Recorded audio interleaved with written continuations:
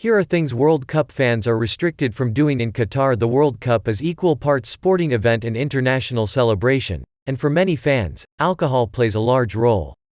That's been true in stadiums, and in bars that open early or stay open late to show games.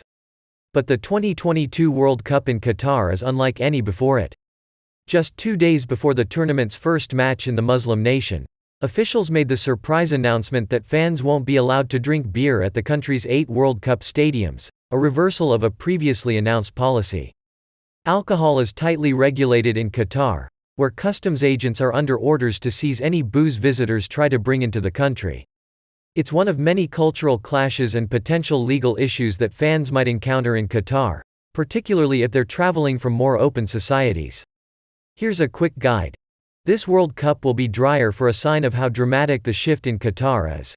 Consider that FIFA successfully pressured Brazil to change its federal laws to allow alcohol sales in its stadiums before it hosted the 2014 World Cup, overturning a ban that had been enacted due to violence at its stadiums. Alcoholic drinks are part of the FIFA World Cup, so we're going to have them, then FIFA Secretary-General Jerome Valcke said back in 2012. Excuse me if I sound a bit arrogant, but that's something we won't negotiate. But that was then. In Qatar, regular fans won't have access to alcohol at matches. Only spectators in the stadium's high-end luxury suites will have easy access to booze.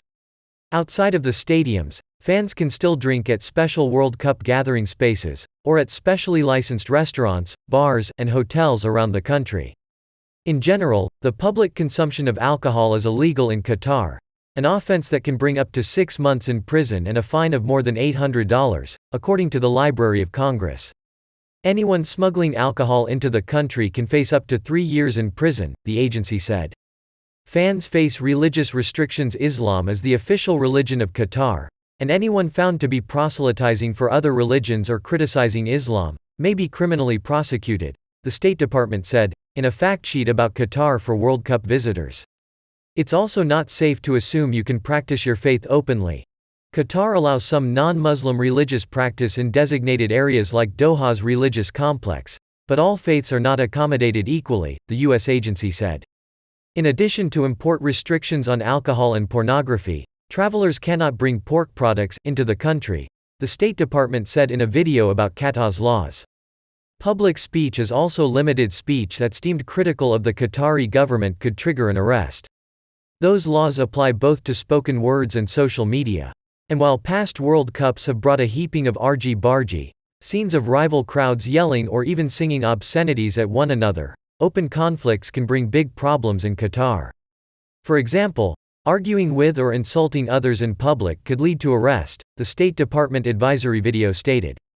Sex and other social issues. Homosexuality is criminalized in Qatar, the State Department notes.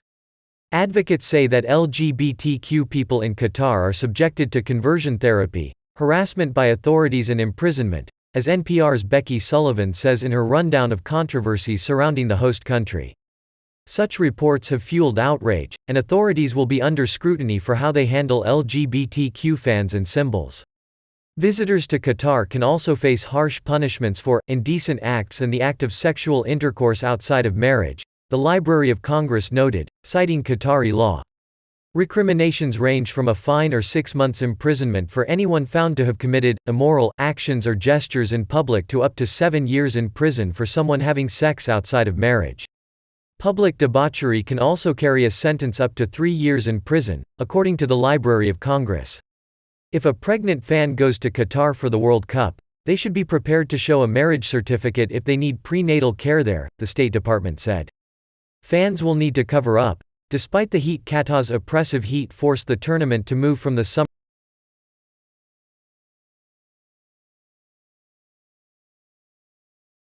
will need to cover up. Despite the heat, Qatar's oppressive heat forced the tournament to move from the summer to November and December, but fans who find it hot there should limit how much skin they show. Dress codes in many public areas require that both men and women cover shoulders, chests, stomachs, and knees, and that tight leggings be covered by a long shirt or dress, the State Department said.